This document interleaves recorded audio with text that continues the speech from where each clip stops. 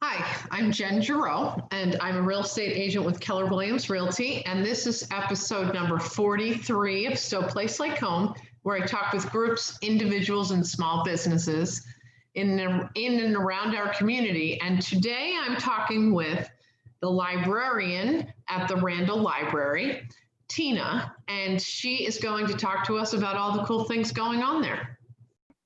Well, I would love to say that even though the library building is closed, we are still here. We still have staff here during the week and on Saturdays. Okay. And we encourage you to call, email us, whatever works for you, that's easiest, and we can help you. We're still, we're doing this thing called curbside pickup, which is basically, you pick up your materials as if we were open, except they're outside. But we're also printing things for people if they need it. We're still that's good. Research.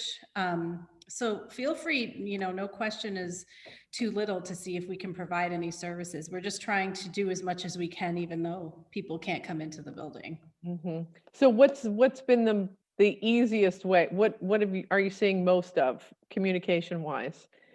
Well, I think there's still some people who aren't as comfortable with technology or don't know how to use a Google form or something. So we do get a lot of phone calls, but we also have Google Forms set up so that people can request their pickups, or we have several teachers and parents who are requesting like book bundles. So they'll just say, hey, I have a 7-year-old who loves princesses or, snakes. Can you put us a bunch of books together, that kind of thing. So that's great. It's pretty even. Our phone rings quite a lot, but we also do a lot of emailing. So it's both ways.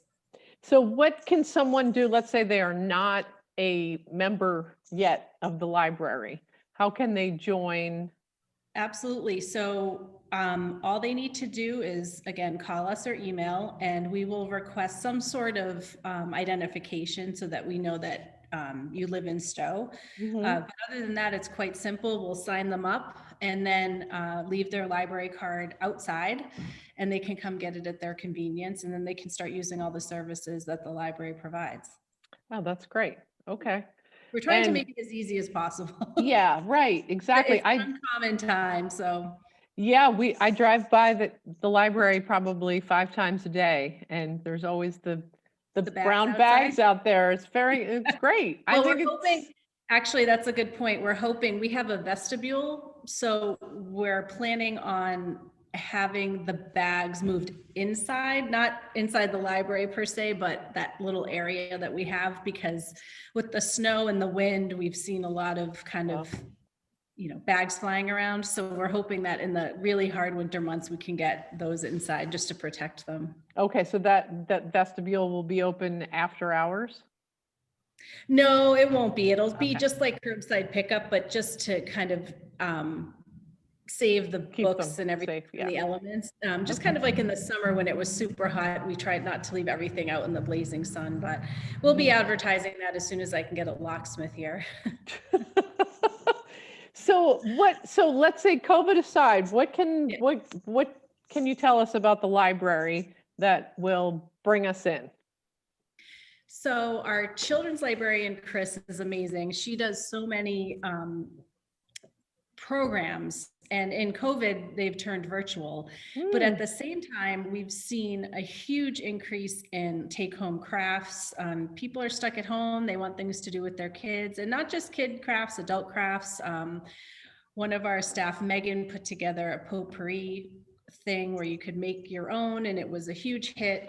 But aside of COVID, we would still be doing those types of things. I think just not as in great abundance. We try to do as much programming as possible. We are really trying to vamp up the adult programming that kind of went by the wayside. So in the fall, we started an online gardening series that I hope to continue. And we've held a trivia night 2 nights now, one in November, one in December. And it was such a huge hit. I'm trying to book one every month because everybody loved it. So that's great. Yeah, and we're always looking for recommendations. I'm hoping to do a wellness series this spring, everyone's new year, new you type of thing, but, learning how to stay healthy and, living with COVID, that type of thing. That's great. So I know that there is a committee for the library. And what is it that your library needs? How can our community help provide you with the tools to continue to do this programming? So are you talking about the building committee? So the building committee and the trust, is there? The trustees. Yeah, okay. Trustees. Yeah, the trustees are amazing. They support me. Being a library director is a unique position because you kind of have two bosses. You have the trustees and then you work for the town. Mhm. But the trustees are amazing. They provide guidance and they truly support me. You know, if I have something I want to do, I bring it to them. They let me do, they let me do my job. Right. But if there's something big I want to do, they've been super supportive. The building committee is a committee that has been put together to hopefully renovate part of the library. As you can see here, I'm in this awesome part that was the original library, and that was renovated a few years ago. But the 1970s edition really needs updating to bring us into the 21st century. Our technology is, it's kind of behind, and just in terms of what a current library gives. So when we're open, we really have like young adults and children's and adults all in the same area. And what we would really like to see is kind of a different flow, a different place for adults to sit and have quiet time and, do their puzzle club or their book club. And at the same time, be able to host a young adult program or a children's program. And right now that's kind of difficult with the way the space is laid out. So that's what our hope would be, is to be able to renovate and be able to just continue to provide our services, but expand them in a way that we feel is necessary for the current times and what people need. Right.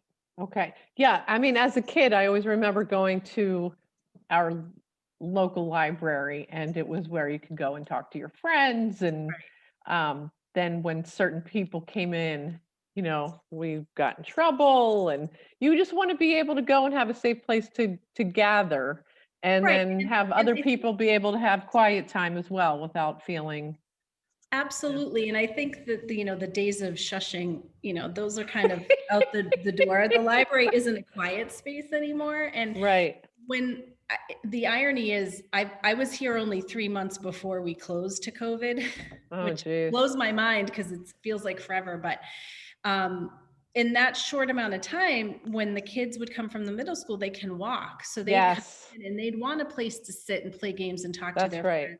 Maybe have a snack. That I'm not opposed to that, but they need their own area to do that. Yes, right. So it's a whole thing for them to go over, walk to Russell's. Right, right. There's snacks, and then be able to cross the street safely, and then go hang out at the library. And I think that's great for parents. You get a snack and you go hang out, and then you go home to your parents. So, that was a big priority for me. I managed to create a little bit of young adults, but it's not perfect. And like you said, it would be ideal to be able to have a space where all of these groups could be in the building at the same time and not hear every single word or. Right. So one thing that I want to get you, Tina, is the glasses with a chain, the silver chain links that have the readers that go straight across like this, and the blouse. No. I have it perfected, but my hair's not up in a bun today. And I don't have my glasses on, which I do because jobs, believe me, I know what it looks like. And then you can do this to the kids. Oh, all the time. It's funny though, because the chain now is no longer for your glasses, it's for your mask. Right. So I saw that with the new town administrator, and I have to get myself one of those, because if I'm in my office, I will probably take it off, and then, but I'm jumping up all the time. So it's like, okay, where's my mask? Oh, I forgot my mask, know? So it's, I love that. I love that. Okay. So Tina, thank you very much for doing this. No, I think it's, the library is beautiful from the outside and especially from the inside. And we're looking forward to seeing all the great things that you're doing and will be doing. And Yeah. thank you very much. Thank you. This was great. Anytime. I appreciate it.